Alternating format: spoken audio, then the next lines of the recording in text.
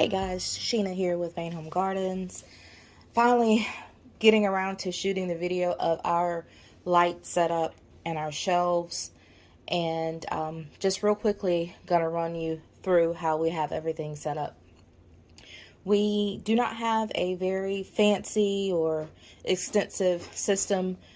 Eventually we are going to have a greenhouse built outside near the high tunnel, so we just haven't invested very much in our indoor system at this point. This works for us to get what we need to get done for the farm and for our customers as it stands. So let me just show you.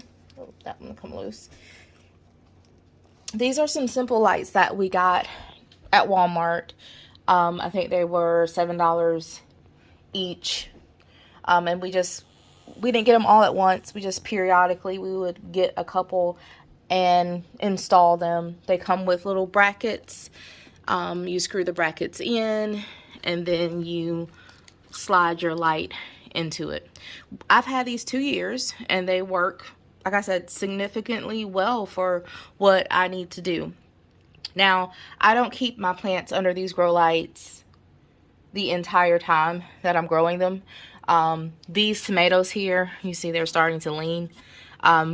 Hopefully this week I'm going to get them up potted and moved out to the high tunnel, and that setup I will show you on another video.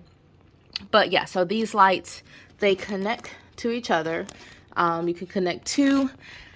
Had this system been set up a little different, or the shelves been a little closer to each other, we would have been able to use less plugs and just continue the connection, but we have two connected at a time. On this shelf, and that one there. This is a different light.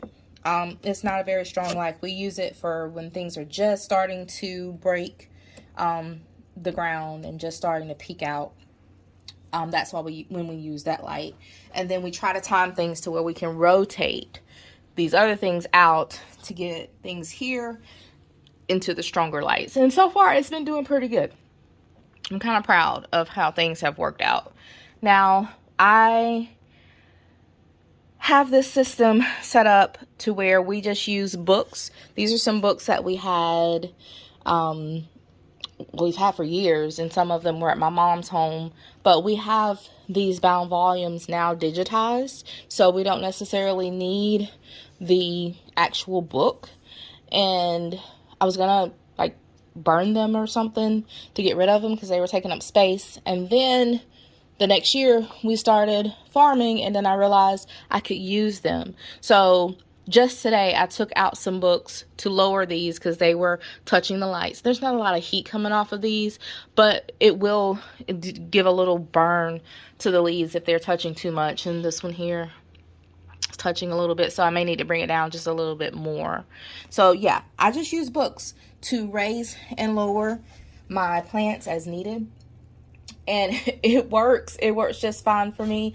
I've seen some of the more extensive setups that are really nice, and I wouldn't mind having one eventually, but for now this is working. So the way we have this set up is hubby,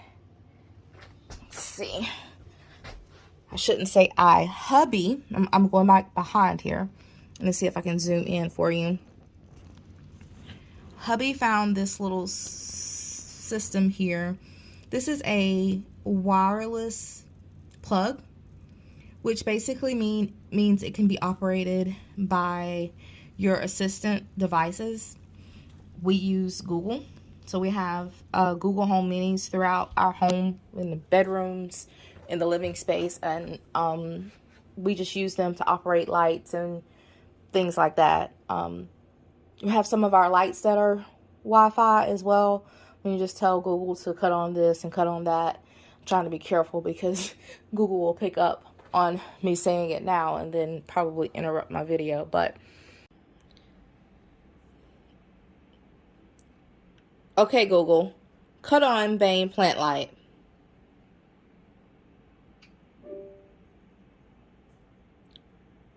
Okay, Google, cut off Bane plant light.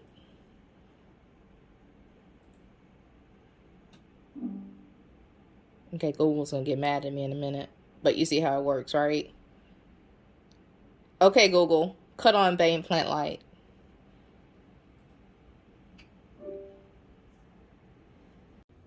I just generally wake up really early in the morning and I cut it on, and my family is up late. So when everybody goes to bed, they cut it off. And so our plants are getting sufficient light hours, daylight hours from the light bulbs just from that. Let's see if there's anything else I need to tell you. You know that we grow primarily using these peat pellets. And as a result of using those, once the humidity dome comes off, you have to be very careful to make sure that you're not, your pods are not getting too dry.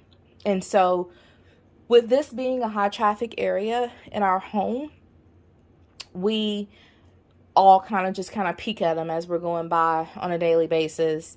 And I personally have a spray bottle here that I use for things like our rosemary and lavender that we're trying to germinate. If I come by and that looks dry, which we just did that today, so that's fine.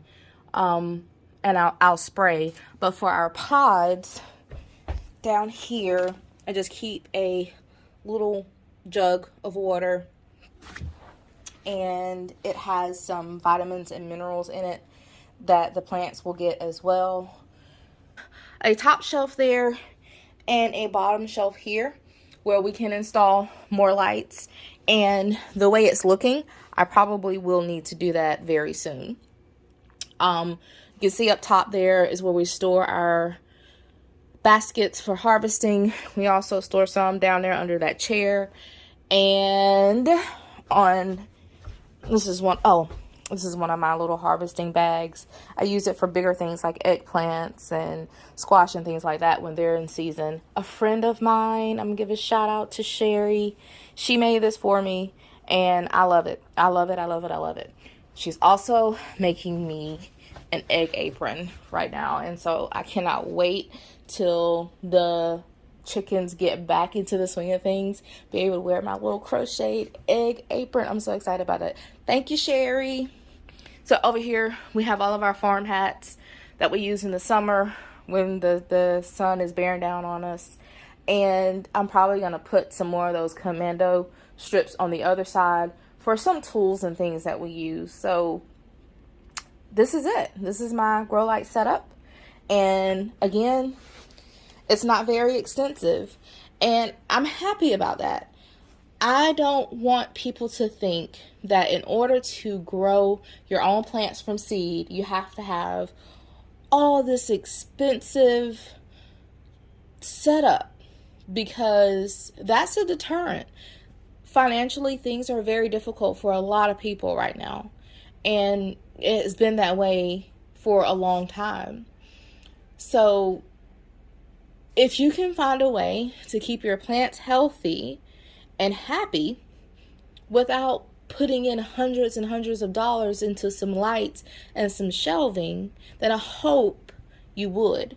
And I hope looking at this very simple setup will help you get some ideas as to what you can do to simplify it in your mind and then keep a very good budget as you're setting things up. I will link these lights in the description if they are still available. They may have increased in price due to inflation. It's horrible right now. When I link those, you'll see the description of how many watts it is and the spectrum and all of that.